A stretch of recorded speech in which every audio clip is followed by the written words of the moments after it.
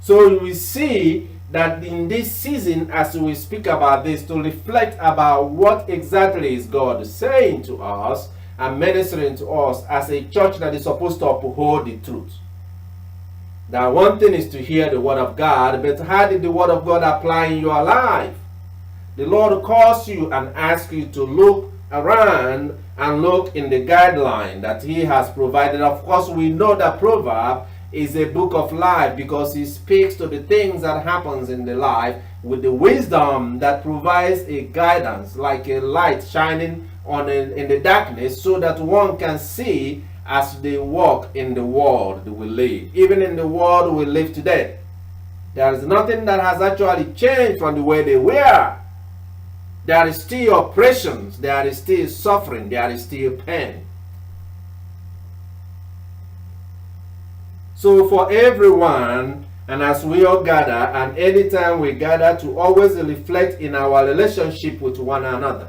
In the opening hymn, we sang about us being able to love ourselves and love our neighbor as God Himself has loved us. Love your neighbor, love one another. That is the sacred commandment. Because if we do love one another, then we will not be caught up into all these other divisive things that is going on around the world, but rather we will appreciate and cherish each other. Being different does not make anybody deficient or make somebody inferior to one another.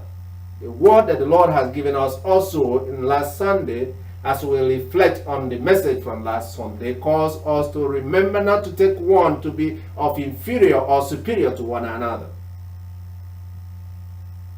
So today we are calling and asking in the Sunday school, as we are in today's service, for us to continue on the journey and the calling that we have received to be good to one another. And then I'll take you again in the book of Proverbs in chapter 12. You can also see that today in this conclusion we are reflecting on the few words that is in the opposite of the truth that we had preached in the previous Sundays, to see also there is a counter word that is also behind and in support of it. And as you can see in Proverbs chapter 12 in verse 22, we see the word says that lying lips are an abomination to the Lord, but those who deal faithfully are His delight. So again, it's a way for Lord to say that He doesn't delight on somebody who tells lies, because it doesn't reflect the presence of God in whatever the person is saying or doing. Because we know, as we were called and referred to in the book of John chapter 8, about who the father of lies is. And we know that father of lie to be Satan. And therefore, we cannot mix it up in the conversations and in the things that we do, in the way we relate and deal with one another. For us to always remember that there's no way anybody can lie and lie and lie their way into heaven. Neither can somebody lie and lie and lie their own way into something that will endure forever, because at the end of the day, they will never escape from it, because there is a condemnation of the hellfire. So we encourage you as brothers and sisters to reflect on those words as you now regurgitate upon them, that it becomes a point of encouragement for you to know that the calling that the Lord is asking is a call that calls you to live a better life that endures forever. Not the one that will pass away or the one that will end up in hell, but the one that brings you close to be a delight to God. In the same 19 verse 22 we read also, you also see the Lord Himself making the same reference in verse 22. And in verse 22 He repeats that again, saying, what is desirable in a man is his kindness, and it is better to be a poor man than a liar. Then if you are not a poor man, as most of you are not poor, then you would have understood what it means, that it is better for you to be poor than to be a liar. I don't want to be poor. I don't know if you want to be poor. But even if you want to be poor, it is still better for you to be that poor than for you to be a liar. That is how much God detests liars. As he called them, because they know who their father is. And their father, the father of liars, the father of lies, is Satan himself. So it means that you have forsaken God, who is your father. It's like a prodigal son living, or somebody abandoning the wealth and the abundance of the blessings of God to you, or to really follow a liar, the father of lies.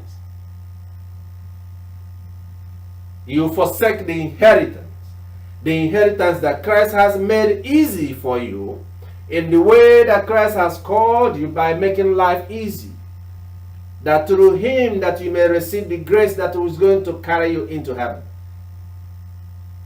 In the book of Proverbs, in chapter 17, in verse 7, the Lord himself, speaking through Solomon, says, excellent speech is not fitting for a fool, much less are lying lips to a prince.